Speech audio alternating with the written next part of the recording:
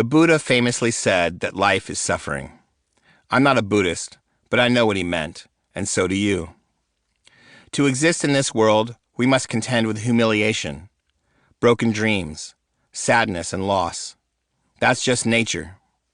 Each specific life comes with its own personalized portion of pain. It's coming for you. You can't stop it, and you know it. In response, most of us are programmed to seek comfort as a way to numb it all out and cushion the blows. We carve out safe spaces. We consume media that confirms our beliefs. We take up hobbies aligned with our talents. We try to spend as little time as possible doing the tasks we fucking loathe, and that makes us soft. We live a life defined by the limits we imagine and desire for ourselves because it's comfortable as hell in that box. Not just for us, but for our closest family and friends. The limits we create and accept become the lens through which they see us, through which they love and appreciate us. But for some, those limits start to feel like bondage, and when we least expect it, our imagination jumps those walls and hunts down dreams that in the immediate aftermath feel attainable, because most dreams are. We are inspired to make changes little by little, and it hurts. Breaking the shackles and stretching beyond our own perceived limits takes hard fucking work, oftentimes physical work. And when you put yourself on the line, self-doubt and pain will greet you with a stinging combination that will buckle your knees. Most people who are merely inspired or motivated will quit at that point, and upon their return, their cells will feel that much smaller, their shackles even tighter. The few who remain outside their walls will encounter even more pain and much more doubt, courtesy of those who we thought were our biggest fans. When it was time for me to lose 106 pounds in less than 3 months, everyone I talked to told me there was no way I could do it. Don't expect too much, they all said. Their weak-ass dialogue only fed my own self-doubt. But it's not the external voice that will break you down. It's what you tell yourself that matters.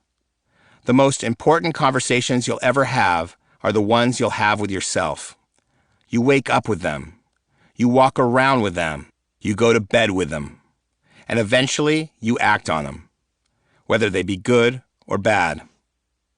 We are all our own worst haters and doubters, because self-doubt is a natural reaction to any bold attempt to change your life for the better. You can't stop it from blooming in your brain, but you can neutralize it, and all the other external chatter, by asking, what if?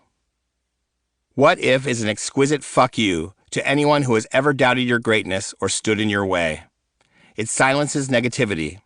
It's a reminder that you don't really know what you're capable of until you put everything you've got on the line. It makes the impossible feel at least a little more possible. What if is the power and permission to face down your darkest demons, your very worst memories, and accept them as part of your history. If and when you do that, you will be able to use them as fuel to envision the most audacious, outrageous achievement and go get it. We live in a world with a lot of insecure, jealous people. Some of them are our best friends. They are blood relatives. Failure terrifies them. So does our success.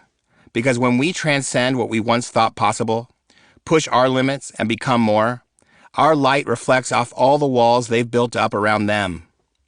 Your light enables them to see the contours of their own prison, their own self-limitations.